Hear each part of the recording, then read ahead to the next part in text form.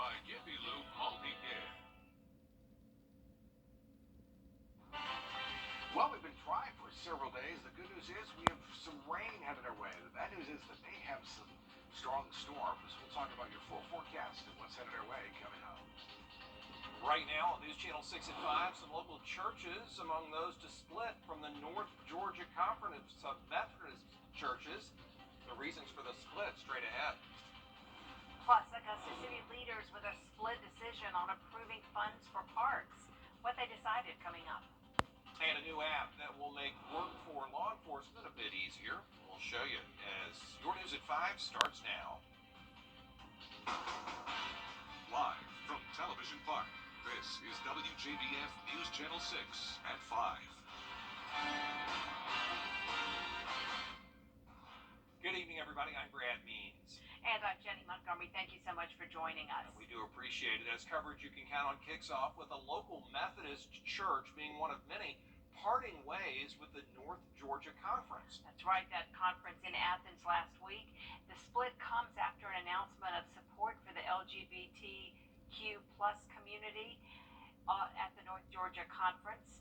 The 70 churches announced their dissatisfaction with that support. We spoke with the senior pastor at Wesley United Methodist Church about how he plans to lead his congregation.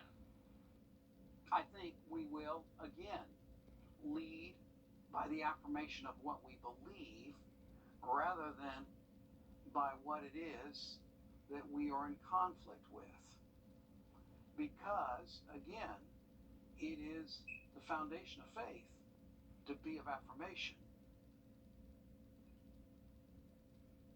Disaffiliation will take place. News Channel 6 getting more information about a shooting in Allendale last week. It left one person injured. Happened June 1st outside of Patterson Mobile Home Park, where investigators say the victim was in an apartment complex across the street. A bullet went through their window and hit them in the head.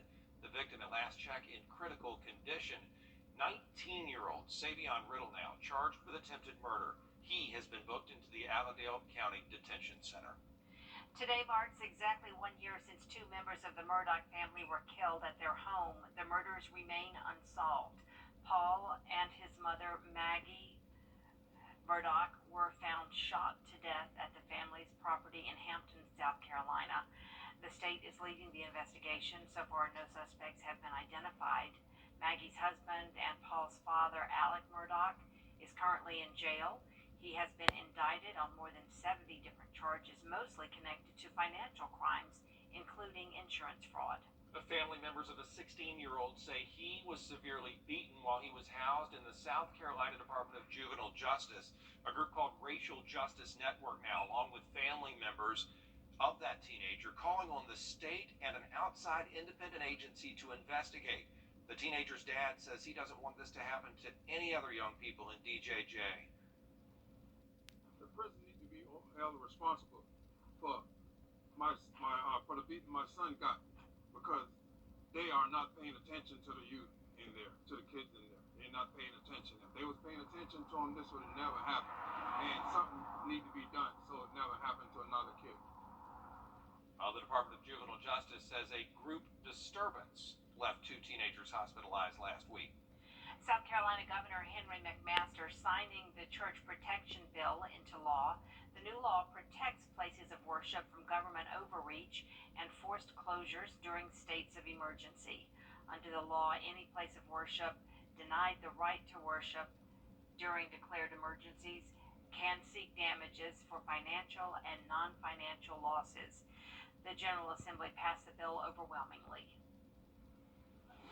It is time now for a first check of the forecast. The rain, hour by hour, is what I'll show you the very latest with our storm chances in just a few minutes. Jenny, Brent.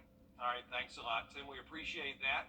So what does the future hold for the old Regency Mall in Augusta? Well, one of the men running for mayor, Steve Kendrick, recently announced plans to revitalize that property on Gordon Highway. And then last night, more details from Kendrick at a town hall. Here's News Channel 6's Mary Calkins. This week, Stephen Kendrick is focusing on the future of Regency Mall. Last week, he announced plans to revitalize the blighted property. The plans include restaurants, a fitness center, and apartments. This project remains an individual developer investor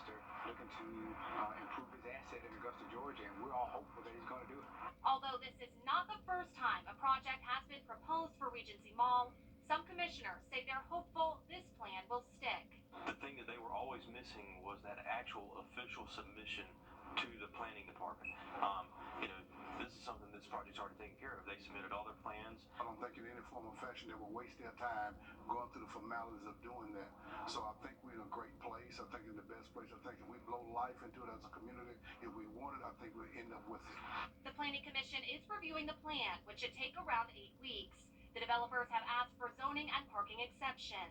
It seems to me like it's a robust conversation and headed in the right direction. Some say they believe the timing of the announcement is politically motivated, considering the upcoming runoff election. Kendrick says that's not the case. I didn't have anything to do with the submission date that was done by engineers and architects. If I had, and I thought this would be something that would be great for me, I probably would have tried to do it prior to the initial election. Would have probably been better, but it certainly wasn't a part of anyone's thinking. In Augusta, Mary Calkins, WJBF News Channel 6. Just 1 week until the South Carolina primary, and candidates. South Carolina getting set for the primaries in just a few short days, and then the general election coming up in November. Funding for city parks has Augusta city leaders at odds. Commissioners looking for solutions to build the new Henry Brigham Community Center. In April, bids came in more than $1.5 million over budget. But this afternoon, commissioners rejected using a portion of the city's surplus Rescue Act funds to make up the difference. About the ARP money, it's kind of like we wrap our arms around it and don't want to use it, but it's going to have to be used, and I'm hoping that we can agree to use it for the benefit of the people.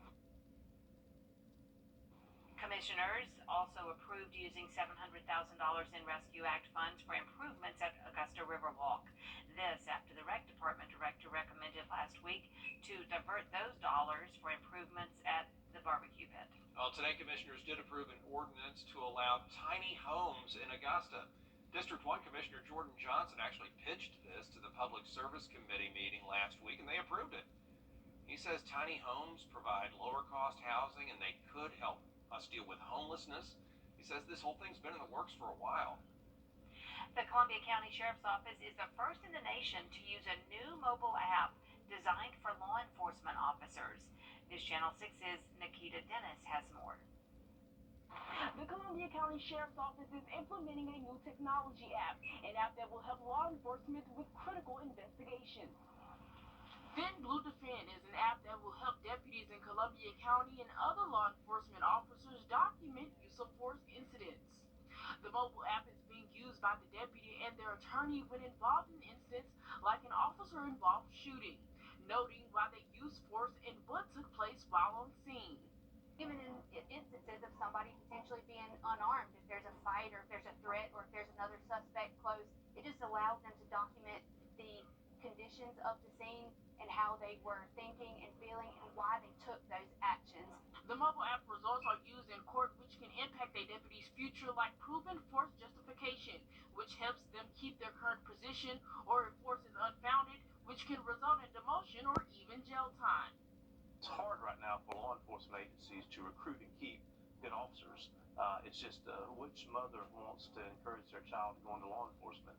And we all know the better people that we can recruit and keep, the less incidents we probably will have.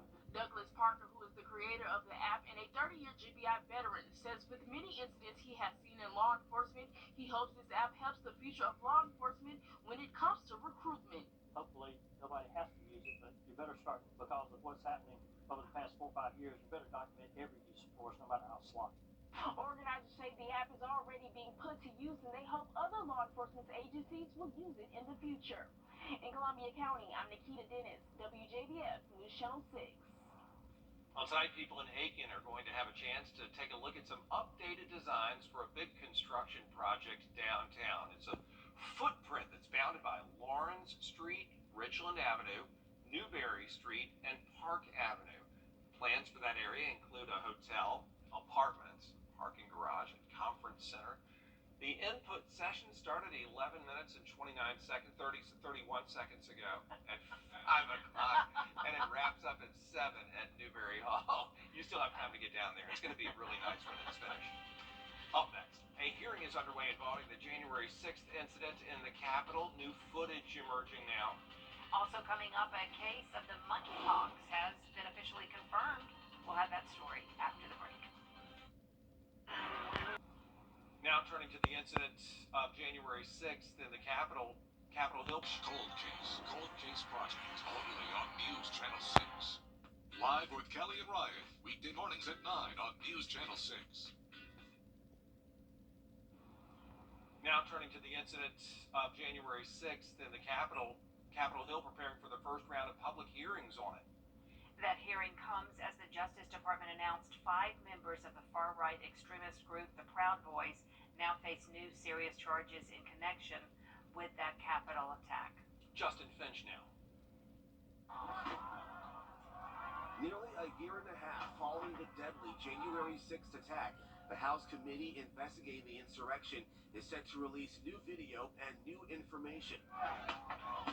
Appearing on CNN, Denver Riggleman, a former congressman and aide to the House Select Committee, says the information and documents the group compiled about the plot to keep Donald Trump in power will shock Americans. I think people are going to be absolutely surprised how much was known with multiple groups. The January 6th committee plans to call documentarian Nick Quested to testify. Quested and his film crew were embedded with the far-right extremist group the Proud Boys for months, including the day the Capitol attack ensued. Clips of Quested's footage and his first-hand account will air publicly at Thursday's hearing. An injured Capitol police officer is also expected to testify. At the heart of the hearings was the violent attack on the Capitol a conspiracy. Committee Vice Chair and Wyoming Republican Liz Cheney on CBS News. If you look at the court filings, you Do you look at... believe that it was a conspiracy? I do. It is extremely broad. It's extremely well organized. In a related development, the Department of Justice announcing 5 new indictments against members of the Proud Boys, including former Chairman Enrique Tarrio on charges of seditious conspiracy, planning to violently overthrow or delay the certification of Joe Biden's presidential victory. Tarrio's attorney tells ABC News Mr. Tarrio will have his day in court and looks forward to being vindicated of these allegations. The January 6th committee can't level criminal charges, but want to make a public record of what happened leading up to, during, and after the deadly Capitol attack, and also the importance of protecting our democracy. Justin Finch, ABC News, Washington. The Georgia Department of Public Health has confirmed that a suspected case of monkeypox is indeed the virus. DPS says the man from Metro Atlanta has a history of international travel. The man became sick last week after returning from a trip. The CDC is currently tracking nearly 24 confirmed cases of the illness in the United States. Oh, coming up, we're going to take a look at the forecast for the rest of this work week. Also ahead, a woman gets a free couch and then some.